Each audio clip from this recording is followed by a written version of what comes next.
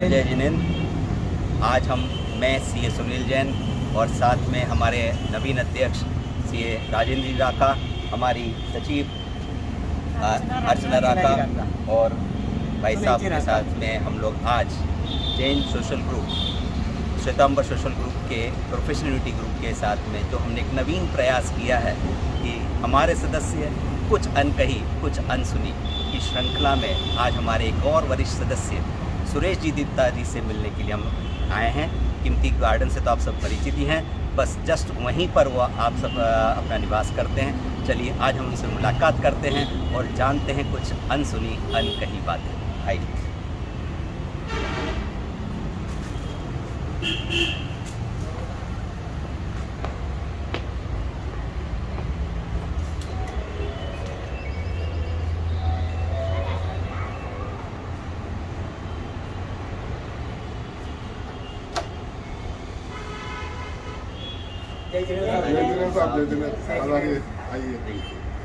सुरेश जी और दीपा जी के एक संक्षिप्त परिचय में, सुरेश जी का जन्म मार्च 1953 में इंदौर में ही हुआ, जबकि दीपा जी जोधपुर को बिलोंग करती हैं। उनका जन्म 13 सितंबर 1954 को हुआ। दीपा जी जो हैं जोधपुर में मूथा परिवार को बिलोंग करती हैं, जो एक ज़माने में जोधपुर महाराजा परिवार में दीवान परिवार रहा था। सुरेश जी ने मुख्य रूप से अपनी एजुकेशन इंदौर से ही सेंट पॉल से की है और उन्होंने अपनी एजुकेशन के अंदर बीएससी बायोलॉजी की हुई है और उन्होंने 2 बार मेडिकल का एग्ज़ाम भी पास किया, लेकिन मेडिकल में एडमिशन ना होने के बाद में उन्होंने सीए किया 1979 में। इसके अलावा वो शहर के एक प्रसिद्ध सर्वेयर भी हैं और वो एसोसिएट ऑफ इंश्योरेंस इंस्टीट्यूट के मेंबर भी हैं और इतना ही नहीं, वो एमपी चैप्टर के सर्वेयर के चेयरमैन भी हैं। उन्होंने अपना जीवन मुख्य रूप से सीए की प्रैक्टिस और सर्वेयर के रूप में निर्वाह कर रहे हैं। उनके 2 बेटे हैं, एक सुदीप और सुप्रिय, दोनों ही सीए की प्रैक्टिस में हैं, जौहरी पैलेस में प्रैक्टिस किया करते हैं। सुरेश जी और दीप्ति जी का विवाह 10 दिसंबर 1980 को हुआ था और सबसे खास बात इस परिवार की ये है कि आज ये पूरा परिवार एक संयुक्त परिवार बड़े भाई साहब के साथ रहते हैं। कीमती गार्डन से आप लोग सब परिचित हैं। कीमती गार्डन उसके जस्ट लगा हुआ पेट्रोल पंप आप ही का है और बिल्कुल उसी के साथ जुड़ा हुआ इनका बंगला है।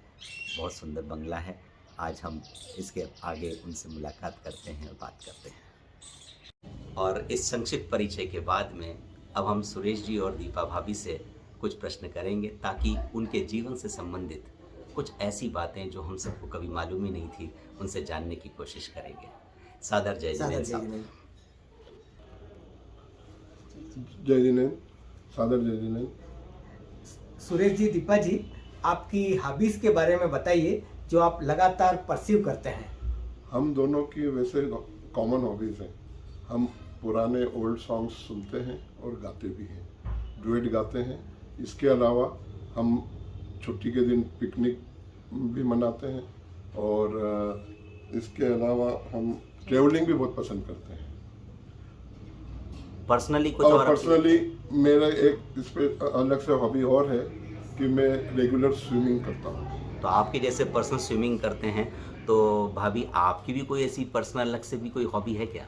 हाँ, मुझे खाना बनाना और स्पेशली सबको खिलाना, चाहे कोई भी आए घर में। हाँ, इससे फर्क नहीं पड़ता कि कौन आ रहा है, पर सबका दिल से स्वागत है। बहुत बड़े। वो तो हमने देख ही लिया, आज आपने हमको बुलाया तो सबसे पहले तो भरपेट हमको भोजन जैसा नाश्ता करवा दिया है हमने। चलिए अब ये बताएं कि आपके जीवन का कोई ऐसा, सुरेश जी, आपके जीवन का कोई ऐसा क्षण रहा हो जो बड़ा सुखद रहा हो, जिसको आपको लगता है कि हमेशा याद रहेगा आपको?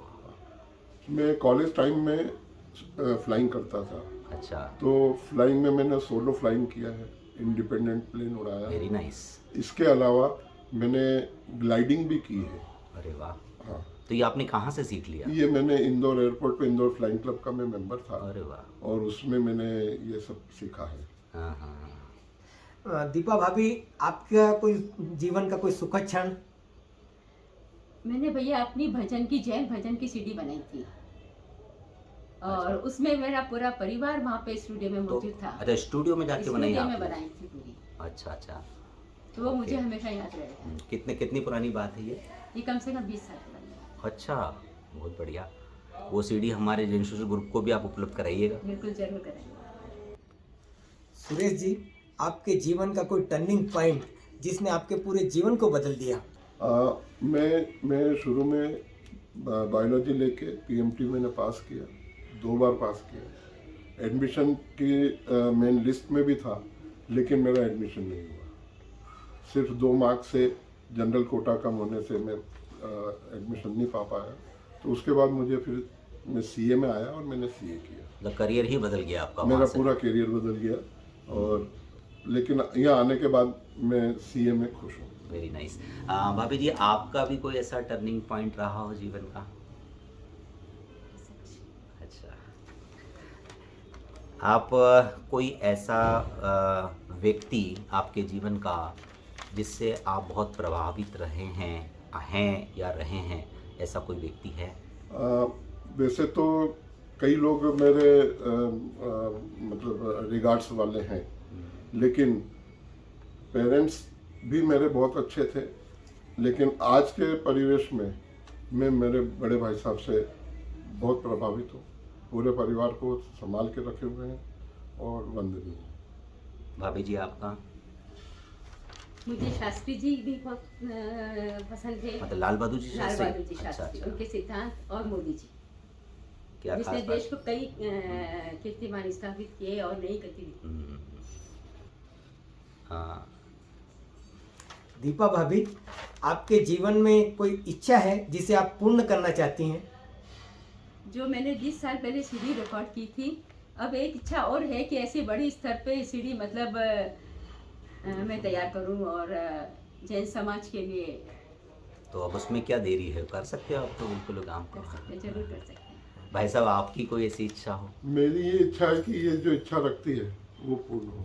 बहुत बढ़िया, बहुत बढ़िया। यही होना चाहिए, मतलब हमें लगातार यही कोशिश करनी चाहिए। दीपा भाभी, सुरेश जी की आप बताइए कि जो उनको आप लाइक करती हैं, इनके अंदर क्या क्या अच्छाइयाँ हैं जिसको बहुत लाइक करती हैं? इनकी सरलता और सादगी, वो तो हर हम भी देख रिश्ते रहे के प्रति हैं। समर्पित। हाँ, बिल्कुल सही है। कुछ ऐसी भी तो बात होगी जिसको आपको भाई साहब की बहुत अच्छी नहीं लगती होगी? वैसे तो हर इच्छा पूरी कर देते हैं और कभी कभी तो हाथी भी निकल जाता है और वो चटक जाती है। तो हर घर में होता है, सही है। भाई साहब, आपकी कुछ भाभी जी को लेकर कुछ ऐसी विशेष अच्छी बात जो आप बहुत पसंद करते हैं?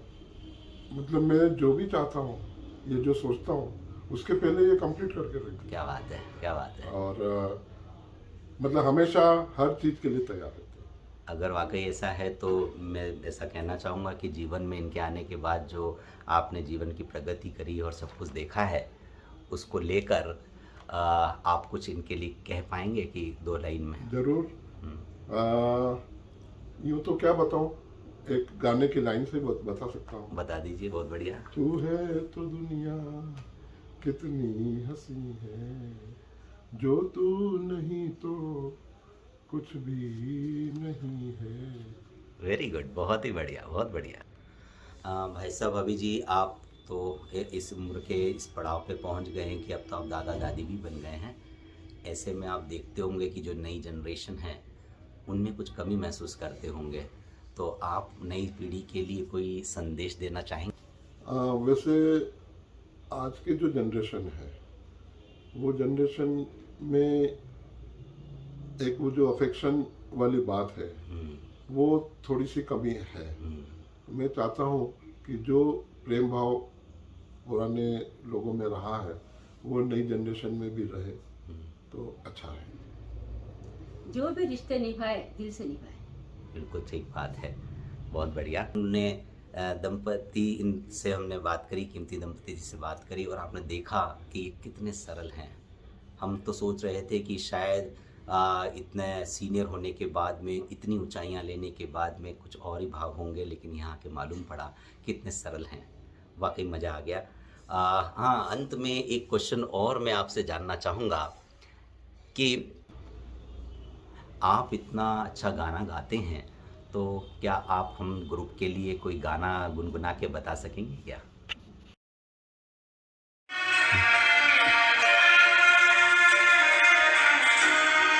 ये रातें, ये मौसम, नदी का किनारा, ये चंचल हवा।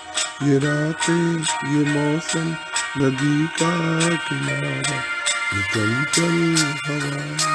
कहा दो दिलों ने कि मिलकर कभी हम रहोगे जुदा। ये रातें, ये मौसम, नदी का किनारा, ये चंचल हवा।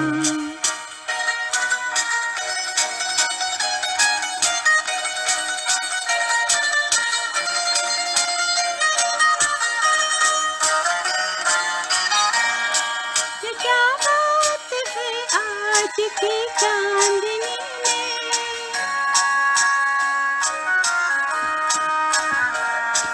ये क्या बात है आज की चांदनी में, कि हम खो गए प्यार की रागनी में। ये बाहों में बाहें, ये बहकी निगाहें, लो आने लगा जिंदगी का मजा। ये रातें, ये मौसम, नदी का किनारा, ये चंचल हवा।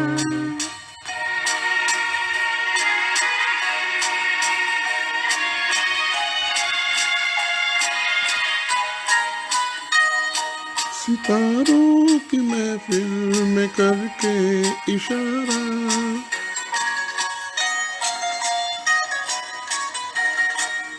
सितारों की महफिल में करके इशारा, कहा अब तो सारा जहां है तुम्हारा।